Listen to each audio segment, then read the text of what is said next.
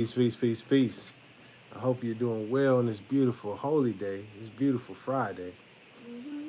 We are going to get into the priesthood is dead. Oh my goodness. But before we get into that, we got a little jammy jam. New song. Well, not new, but like. You want to say hello? Yeah, I think it is new. Say peace to Oh, everybody. peace. Thank you. Daddy, no. This song. Next song. Go sit down and eat. Thank you, champ. Where my Moors at? Check it out. Now see, A long time ago, there was one man. and he came to teach Moors who was being called Negroes and blacks. Two. And you see, it was sort of like this guy, three wise men used to speak about way, way, way back in the day. Three. And he was for love instead of hate. Four. And he stood on 5 principles. 5. It was love, truth, peace, freedom, and justice. Yeah, alright. Open the bag, man. Come on, man. And no disrespect to the 6th guy. Is this? But this man here, he was rolling with them 7s. Hey, He was rolling with them sevens. Yeah, he was rolling with them 7s. Hey, no, we rolling with them 7s. You gotta be quiet, though, okay, Cam? Yeah, we rolling with the 7s. Put them up. 7s up. 7s up if you rolling with the 7s. Noble Drew Ali was one of the greatest men to come among us. So teaches the Honorable Elijah Muhammad. Noble Drew Ali, that was his name. To help us know ourselves, that's why he came. Yeah, I used to be so angry, spitting flame, but once I seen the light, That is when it changed. Once you know the truth, it change your wise. You can see our people for we are, not the lies. Now I understand why they try and keep us lost. Our ancestors right, man, they really had the sauce. They gave hella knowledge, hella culture to the world. They trying to make us slaves, man, y'all ain't keep it there. Without even knowing, making gold out of dirt. We always showing love. That's probably why it Relax. hurt. Stop My bumping the people table, hate champ. you. My people serenity. And it seem like you want some more enemies. We all about love. We all about peace. Throw them sevens up when you see us in the. Strays. You know we throw them sevens up. Hit him with the loud. Hit the let them know. You know this feel like hell. All right. They should have named the cause for love, truth, peace, freedom, and justice.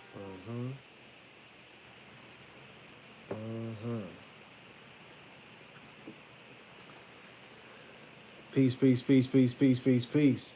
I'm Rami Salam. Thank you for watching. Thank you for joining. This is a more science build on the phrase, the priesthood is dead. But it's bigger than that. Really what I want to convey is that when we are studying, when you are learning about Moorish science, Moorish information, or really anything,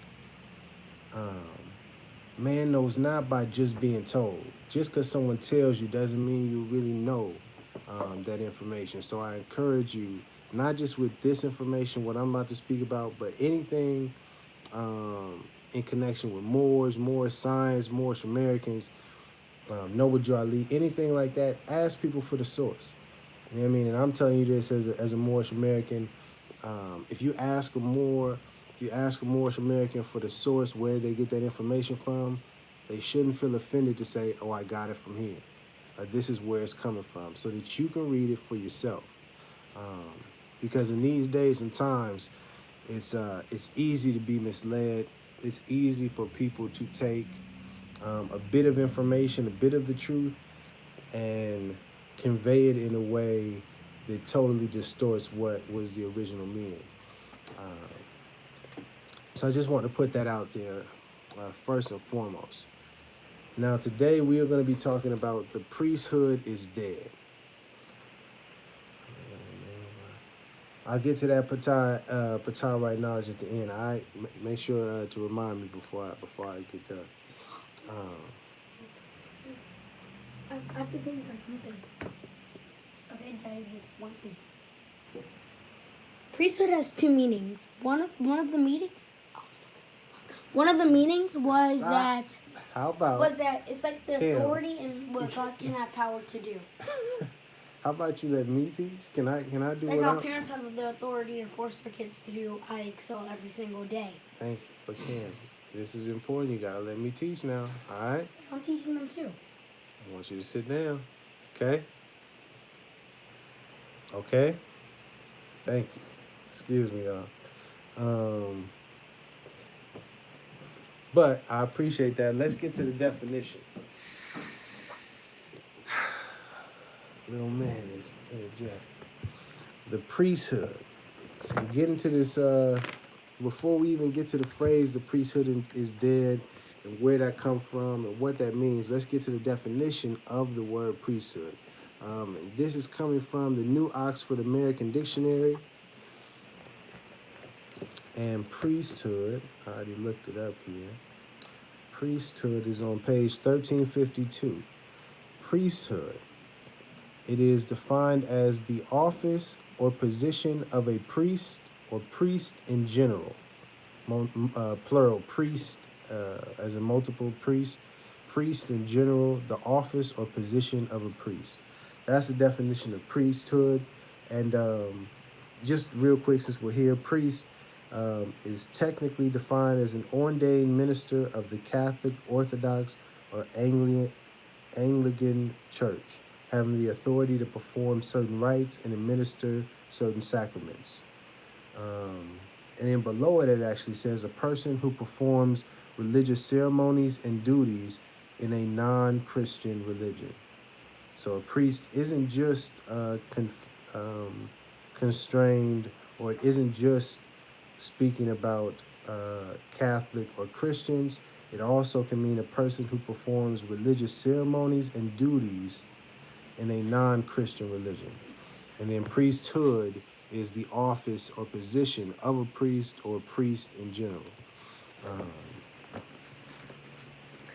Now, let's get to where this phrase, the priesthood of dead, is coming from. Because you may have heard some Moors that'll say this: the priesthood is dead, the priesthood is dead. But where did they get that from? And what is the context? What is really being said? And I gotta shout out a person that helped me, inspire me to do this. He was in the comments section and talking about, I didn't see Rami do his video on the priesthood. I said, you know what? Let me make sure I get to that. So shout out to you out there. So the priesthood is dead. That is coming from, well, this book is kind of raggedy, but the mysteries of the Silent Brotherhood of the East. And this is connected to the Holy Koran Circle 7. It was divinely prepared by Noble Drew Ali, but it's, in essence, it's really like higher degrees, if you will. Here we go. The Mysteries of the Silent Brotherhood of the East is an ascendant degree book of salient or sacerdotal lessons tailored for those who have been diligently and studiously instructed in the Moorish holy temples of science or within the Moorish associated institutions and schools, etc. These lessons are for those sincere and active neophytes, scholars, and adepts who diligently seek to obtain more insight into ancient spiritual truths, as well as for those who are demonstrating competent understanding of the Holy Koran Circle 7 of the Moorish Science Temple of America, or Moorish Holy Temple of Science. So it's just kind of like a high degree, I'd say it's more like a supplementary book. It's like a expansion pack. It's like a little Moorish expansion pack to the Quran, you know what I mean? But the phrase actually comes from the Priesthood is Dead. It comes from the chapter 8, the Council of the Seven of the World. And this chapter, I'm not going to read the whole chapter, but in essence, it is, I'll read the first part. In every age since time began, but 7 sages lived, At the first of every age, these sages meet to note the course of nations, people, tribes, and tongues, to note how far towards justice and love the race has gone, to formulate the code of law, religious postulates, and plans of rule best suited to the coming age.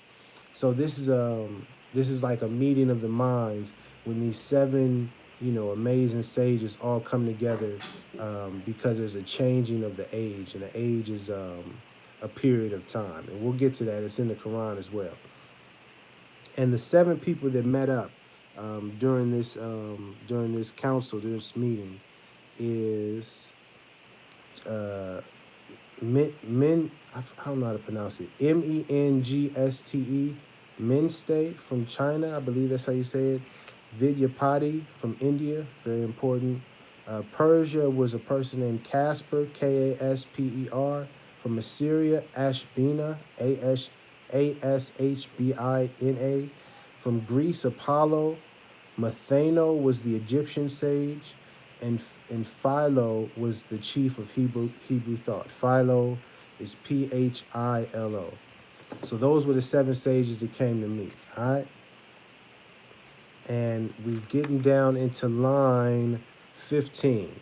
This is where the phrase comes from, the priesthood is dead. And Vidyapati said, this was the Indian sage, okay?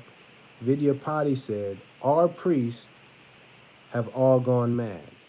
They see a demon in the wilds, and at him cast their lamps, and they are broken up, and not a gleam of light has any priest for men. The night is dark. The heart of India calls for light. The priesthood cannot be reformed. It is already dead. Its greatest needs are graves and funeral chants. I'll read that again. The heart of India calls for light. This is Vidyapati, the Indian sage speaking. The heart of India calls for light. The priesthood cannot be reformed. And he said, our priests have all gone mad. The priesthood, or the priest, cannot be reformed. It is already dead. Its greatest needs are graves and funeral chants. So just so that we're understanding, if you hear someone say the priesthoods are dead, it's coming from the mysteries of the Silent Brotherhood of the East book. And the person specifically saying this is Vidyapati, an Indian sage speaking about Indian priests and the Indian priesthood at that age, at that time. And it says, the new age calls for liberty. This is important. We'll get to this in a second. The new age calls for liberty, the kind that makes each man a priest. Hear that? The new age calls for liberty or freedom, the kind that makes each man a priest, enables him to go alone and lay his offerings on the shrine of Allah. This is important. This is why we have to study. And this is, again, why I would like for you to make sure that you understand. Don't believe what people say. Ask for the source and look it up for yourself. And now we'll make the connection to the Koran Circle 7. And also, before I even get to the Koran Circle 7, look up Vidyapati, Vidyapati. And you can confirm that that's an actual... come on, Chair. Yeah. Yes. And you can confirm as a person. Same with Casper and the different other sages that were mentioned. But I just want to highlight, one, that this was speaking about an Indian sage, and he was speaking about Indian priests, and now our priests have all gone mad. Our priesthood, the Indians, not necessarily Moorish Americans, just to be clear, so we eliminate any confusion. Not saying the Moorish American priesthood is dead. It's speaking about the Indian priests and saying the Indian priesthood is dead. But then let's the context. This is important. The new age calls for liberty, the kind that makes each man a priest, enables him to go alone and lay his offerings on the shrine of Allah. And then later, later in the book, it speaks about the New Age, and let me read it in chapter 10. Here it goes right here. It says in chapter 10, the meeting of the 7 sages to make laws for the coming age for the nations of the earth. Again, an age is speaking about a time. It says, the age that follows this will be the age of man, the age of faith. In the blessed age, the human race will see without the aid of carnal eyes, will hear the soundless sound, will know the spirit of Allah. The age we enter is the preparation age, and all the schools must be designed in a simple way that man may comprehend. So the age that we are entering in is the preparation age. Okay? And why that's important, and now we're going to get to the Koran Circle 7 to confirm what's being taught and to understand this is why we have to study. Chapter 2. This is the education of Mary and Elizabeth in Zoan, Egypt. And in chapter 2 it says, we measure time, line 12. We measure time, and this is Elihu speaking. We measure time by cycle ages, and the gate to every age we deem a milestone in the journey of the race of man, of humanity. An age had passed, the gate unto another age flies open at the age touch of time. This is the preparation age. Remember what it said in the Mysteries of the Silent Brotherhood of the East. The age we enter is the preparation age. That's from the Silent Brotherhood of the East, chapter 10. In the Quran, chapter 2, Quran Circle 7, it says, this is the preparation age of soul, the kingdom of Emmanuel, of Allah in man. And we can confirm this even further when we study our Koran Questions for Moorish Americans, and we say, and it says in question number 2, 3, and 4, who is Allah? Allah is the Father of the universe. Can we see him? No. Where is the nearest place we can meet him? In, what's up? In the heart. And in heaven, because when you die, God, that's kind of God's hand. True. But let me teach him. Where's the nearest place we can meet Allah? In the heart. So our Quran Questions for Moorish Americans confirm what it says right here in this new age, the preparation age of soul, the kingdom of Emmanuel, of Allah and man. Allah is indeed in man. Allah is in our heart. And that's why we have to purify ourselves, and we have to be moving with love. Because Allah is in the heart. That's the nearest place we can meet him. And if we got all the hate in our heart, well, we're not going to be able to meet Allah. But let me get back to the lesson about the priesthood is dead and this preparation age and Vidyapati. If you study, hold on one second.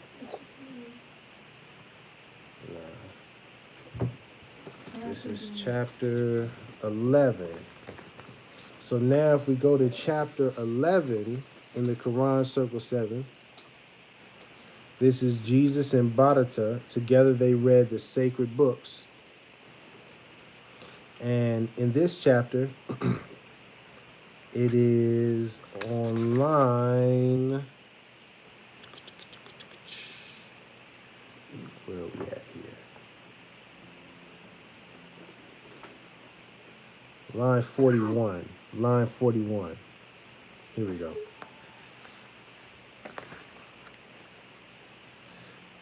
So, just because this chapter is a long chapter, I'm not going to go into the whole thing. But Jesus and this dude, Bharata, are speaking about a bunch of different topics, and Jesus is dropping jewels left and right?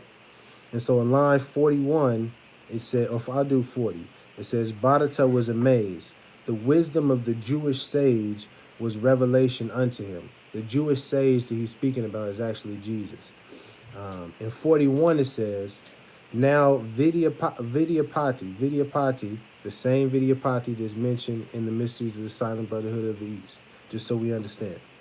Now, Vidyapati, wisest of the Indian sages, so just to confirm, this is the same Vidyapati, the Indian sage, chief of the temple Kabbavistu, heard Bhadata speak to Jesus of the origin of man, and heard the answer of the Hebrew prophet.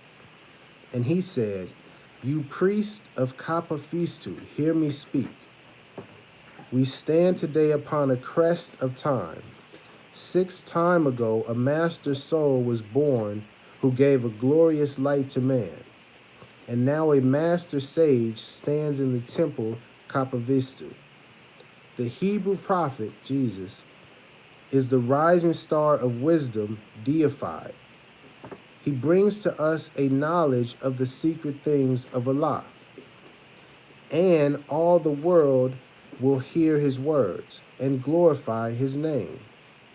You priest of temple Kabbavistu, stay, be still, and listen when he speaks. He is the living oracle of Allah, Jesus."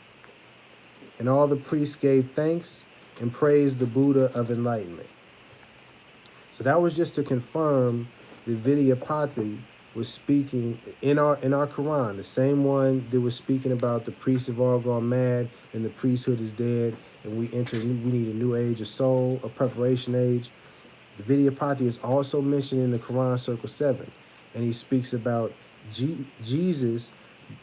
Be still and listen when Jesus speaks. He is the living oracle of Allah. It's important, man. It's important for us to understand, the lessons and what's being said here. Excuse me. And then also,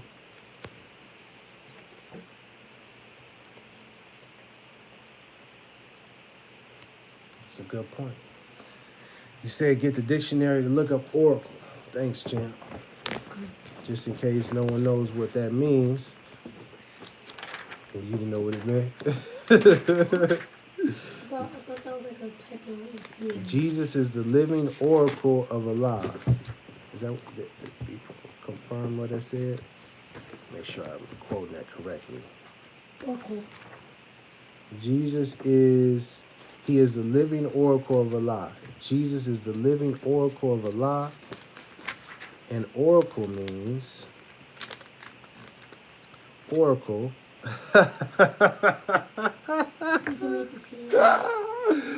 Oh, thank you, champ. Oh, man.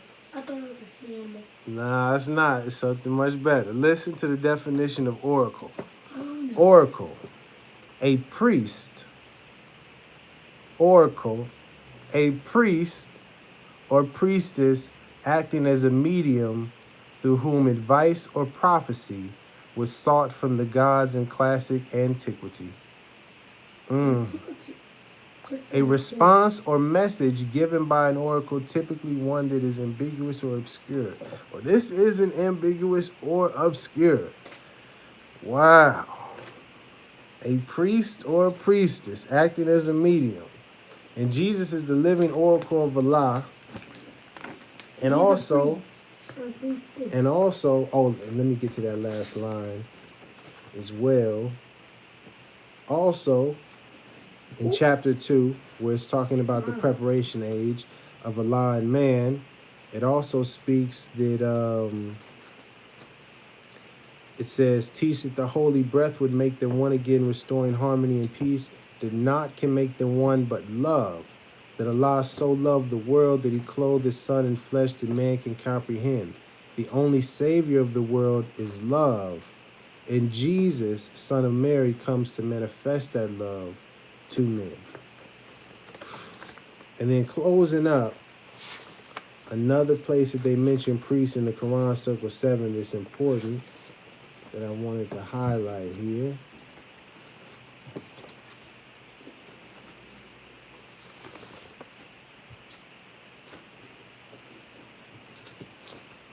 It is in chapter, I'm trying to find it off the strength in my, boom, here we go. Here we go, right here. It's in chapter 10 we're going to be reading from, but I just want to see if I can Get the other line 1 second.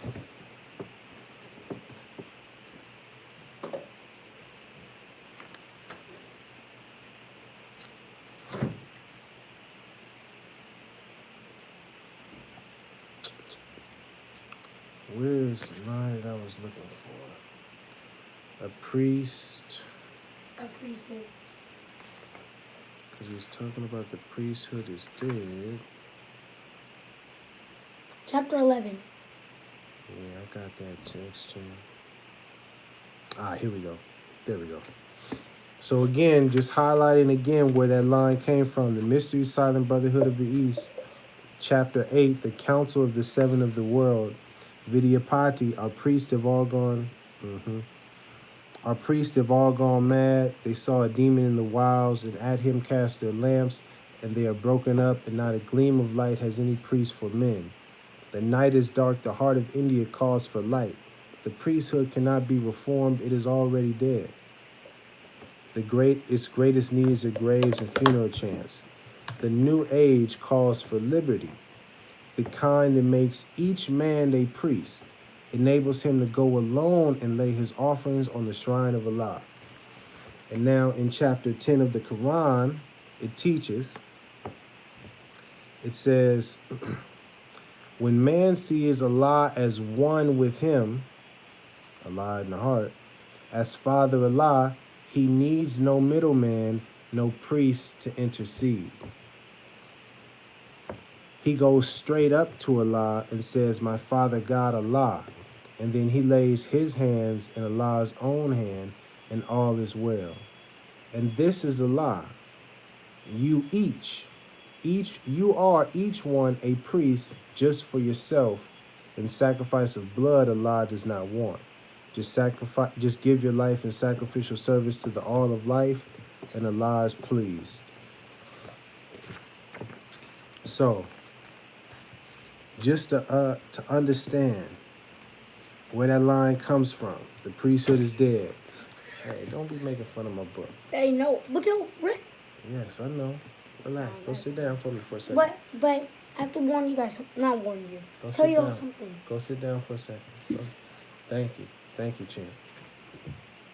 Just to summarize, the priesthood are dead. That's speaking about Vidyapati and the Indian priests during that age. And in this new age, we are the priesthood. Each of us represents being a priest for ourselves. This is what it understands, and understanding that Allah is in our heart. Understand that. And understand that we need to listen also that we need to listen to Jesus, because he is the living oracle of Allah. Understand what Jesus was really talking about. This is why it's important to study for ourselves. Don't just believe what people tell you. Don't dismiss the Quran or the Bible or any of these spiritual teachings just be off of preconceived understandings or notions of religion. It's deeper than that. We have to study for ourselves and look these names up. Look Vidyapati up. Look Kappa Vista. Is that the name? Yeah. Look Kapavistu. Kappa Vista. Look that up. See. Oh man, it's real. Look into this book here, The Lost Years of Jesus, documentary evidence of Jesus' 17-year journey to the East when Jesus was in India. This is what this book is about. When Jesus was in India, Vidyapati was an Indian priest, an Indian sage. And Jesus is a priest. As we understand, oracle means priest. Oh my goodness. Priest or priestess? Yeah, priest or priestess. And so I say all of that to say, man, you have to study this information. You know what I mean? Don't think that this spiritual guidance. I'm just reading comments. You go sit down. Wait, no, after Go sit this. down. Go sit down. Ouch. Thank you. After this is shout out time. Go sit down, champ. Thank you. My point that I was saying was that we have to study this information. Don't dismiss, these spiritual texts and these different spiritual prophets and messengers, be it Jesus, be it Prophet Muhammad, be it Noble Drew Ali, Confucius, Buddha, Moses, Zoroaster, or whoever it may be. You know what I mean? It's very important information, but you have to study for yourself. You can't just believe someone just because you're being told. And the last thing also is to be careful about being misled by people when it comes to this spiritual information. That's why it's really important for you to look it up and study and do the investigation for yourself so you can't be misled. Oh, wow.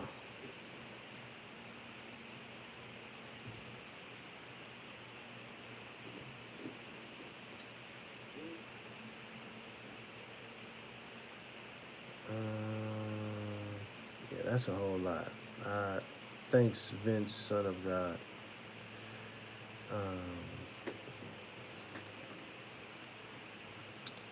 Rami, but were we a matriarchal society, so why do we worship a male deity?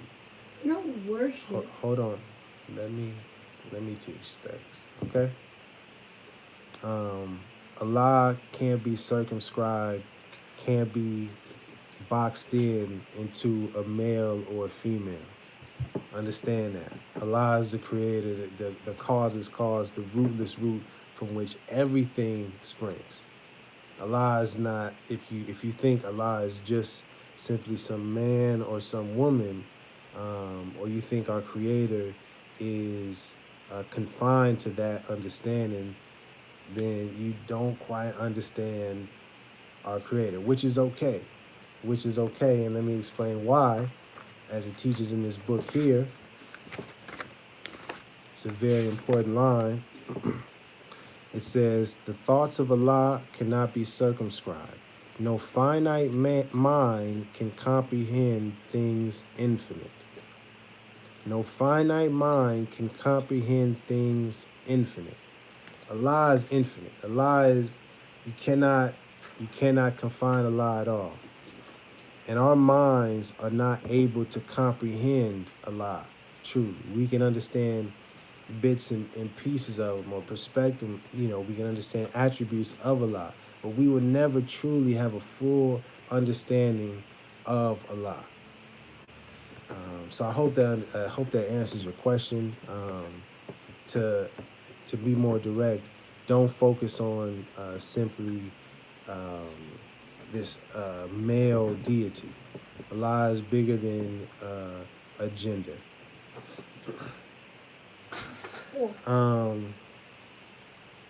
Cam, sit down. Stop, Cam. Just one thing. Sit down, man. Cam. Come on, man.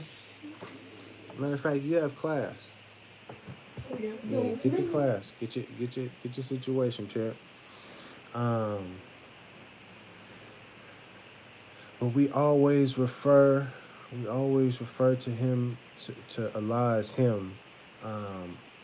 Well, personally, if you listen closely in the prayer that I do, I say Allah, the Father of the universe, the Mother of love, truth, peace, freedom, and justice, and that comes from chapter 3, Elihu's lessons, the unity of life, when it speaks about the higher self and the lower self. It says the higher self is justice, mercy, love, and right. The lower self is what the higher self is not. The lower self breeds hatred, slander, lewdness, murder, theft, and everything that harms. The higher self is the mother of the virtues. The mother of the virtues and harmonies of life. So, just in an effort to bring more balance and get us to move past just the kind of confined understanding of Allah just being referred to as a him, this is an example of a perspective or a quality of Allah, of our Creator, being referred to as a her, as the mother. You know what I mean? Let me just read it again in case you didn't hear me. The higher self is the mother of the virtues. And the higher self is human spirit clothed with soul made in the form of Allah.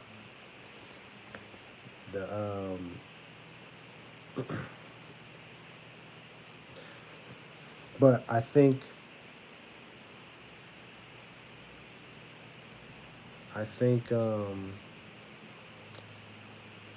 just to answer your question completely, I don't know why we always refer to him as him. You know, but I do think that it's not. Don't get so caught up in the him aspect of it, or just the gender aspect of things, because our Creator is much more than that. Oh, and that was the other question. What is the name of our government? When you say our government, who are you speaking about? When you say our, talking about the United States of America? Or are you talking about for Moorish Americans specifically?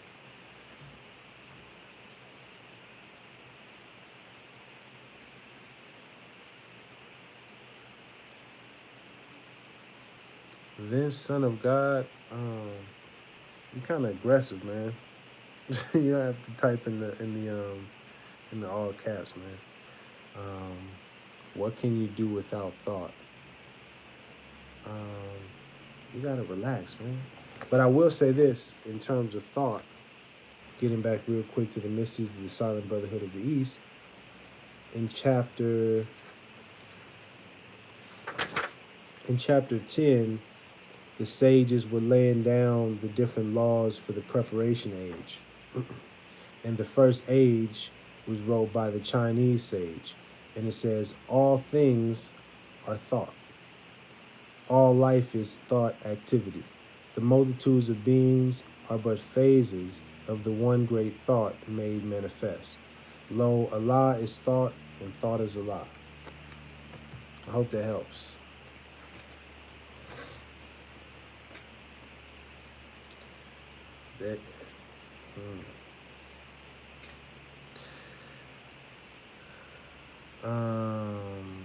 The Moorish government. To be honest with you, I don't know.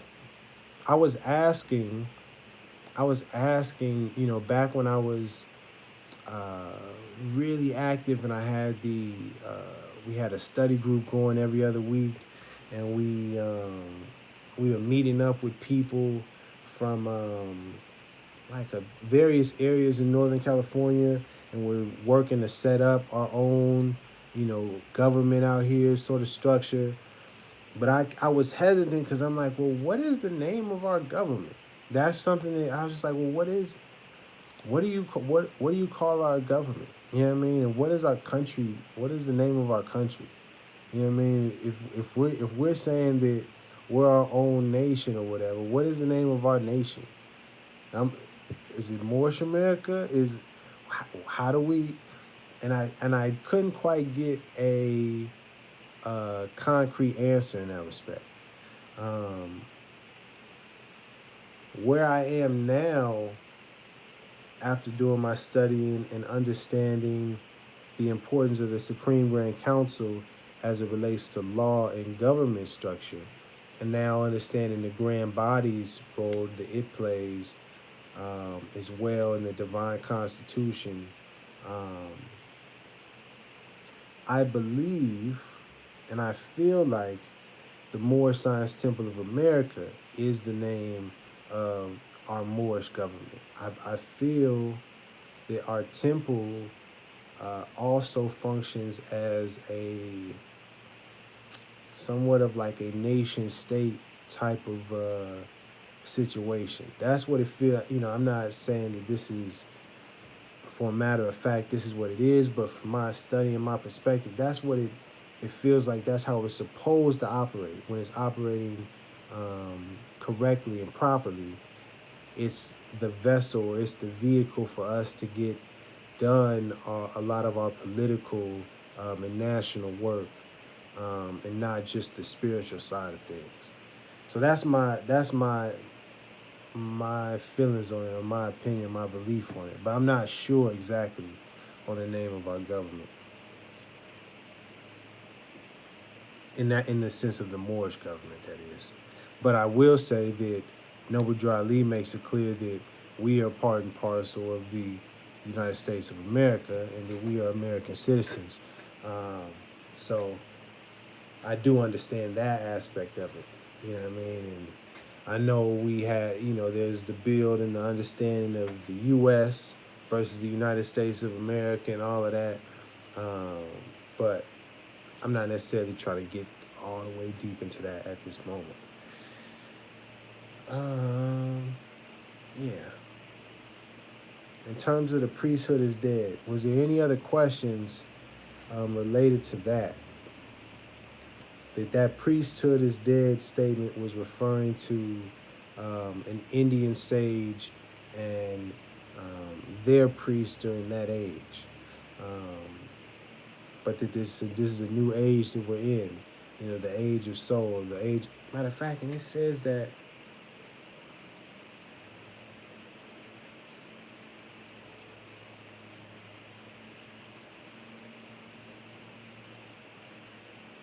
Oh yeah, I read that in chapter 2. An age is past. This is the preparation soul, the kingdom of Emmanuel, of Allah and man. And then in chapter 13 of the Quran, the life and works of Jesus in of Jesus in Egypt, it says from line 5, and Jesus told the aged teachers all about his life, about his journeying in foreign lands, about the meetings with the masters, and about his kind receptions by the multitudes. Elihu and Salome heard his story with delight.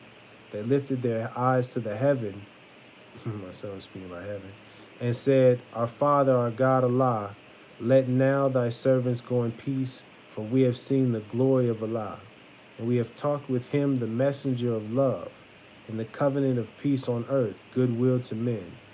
Through him all the nations of the earth shall be through him shall all the nations of the earth be blessed. Through him, Emmanuel. Very interesting. Gotta study our Quran, Circle 7, and the information that Noble Drew Ali brought to us. The Koran Questions for Moorish Americans. The Mysteries of the Silent Brotherhood of the East. That's my cleaner version. Got this version here. The Quran Circle 7. Got to study that. And then don't just be stuck, in our information. This is the Lost Years of Jesus, documentary evidence of Jesus' 17-year journey to the East. Elizabeth Clare Prophet is the author for that book. And I don't see any other questions. Except for Vince, Son of God, Mr. Aggressive. Gotta chill. I don't try not to block you, but goodness gracious, man, the all caps is a little much, G. I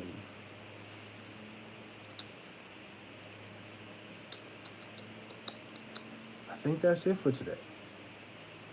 No other questions? Think we're all good? Nothing else? Supreme Grand Council questions, anybody? No? Okay, just checking. Just checking, making sure. In case anybody has some questions, I was here.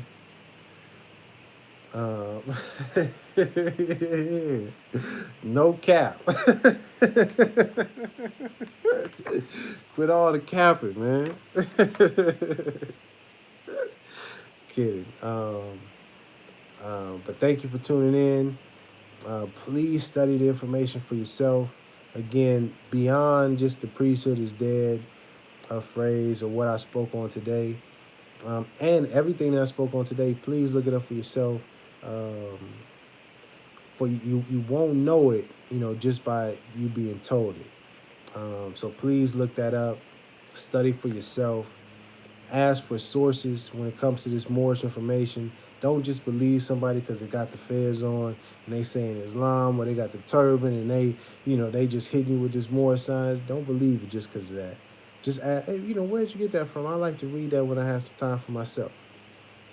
And if they take offense to that, or if they say, oh, what, you don't believe, what you doubting what I'm saying? They say, hey, man, I just want to read it for myself. And no true Moor, no true Moorish American should take offense to you asking for the source of information or something. Look out for second books for us at Atlantis Island. We'll do. We'll do. I got some Atlantis books myself. Very interesting topic as well. Yeah, that's it. Thank you. Much love. Keep shining. Study Noble Drew Ali's teachings. Study the teachings of all true and divine prophets. And most importantly, you see, we got to stand on them 5 principles: love, truth, peace, freedom, and justice. But most importantly, got to move with that love. Love instead of hate. Love is the key. Love is the way, man. Peace.